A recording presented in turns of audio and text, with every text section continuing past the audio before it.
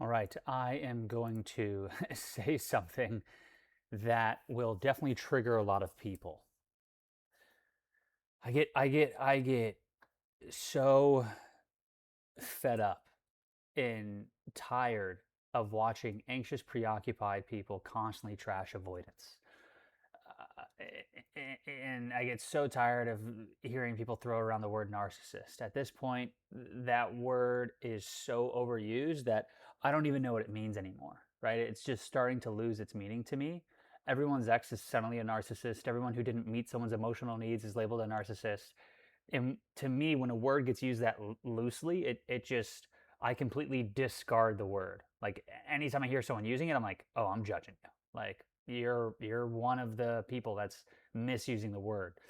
But here's the deeper truth, right? Because I've spent a lifetime in therapy and a ungodly amount of money working on the mental and emotional side of myself.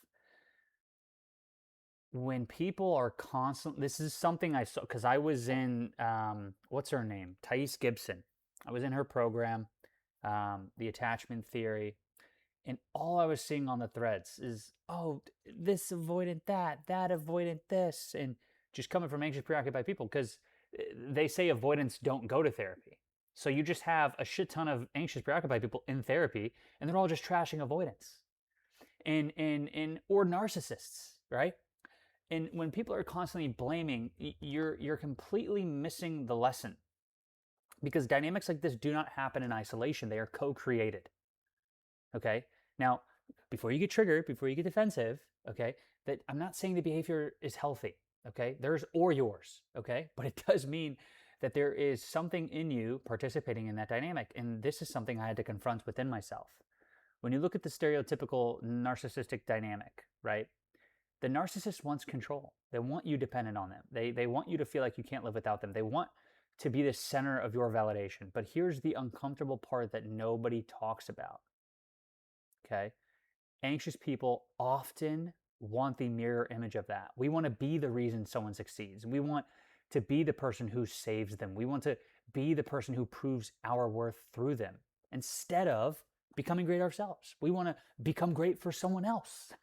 And that fantasy is the perfect match for someone who wants admiration and supply. Both people are running fantasies. The narcissist fantasy is I'm superior, I deserve devotion. The anxious person's fantasy is if I love them enough, I'll finally prove my worth. Do you see like the two illusions and how they're perfectly compatible? Like, but here's where I think anxious people actually have a huge opportunity. Like, I don't know if this is true. Okay. I disagree with it, but I hear, people in their fields at a high level say most narcissistic personalities struggle deeply with self reflection. Okay. And anxious people usually can self reflect. I don't know how much I agree with the statement about the narcissist, right? And not being to deeply self reflect. I will say the majority of people that I've seen in these groups are anxious, they're not narcissistic. So, anyways, narcissistic people don't, anxious people do usually self reflect, okay? Which means when you spend all of your time pointing at the other person, you're wasting the one advantage that you do have. The real growth is not in diagnosing someone, okay? It's in asking yourself, what was I drawn, to that dynamic? Like why was I drawn to that dynamic? Like what fantasy was I running that allowed me to co-create this and make this compatible, right? Why was I hoping that they would validate me? Was I hoping that they would validate me? Because when you see that stuff clearly, something something powerful can happen.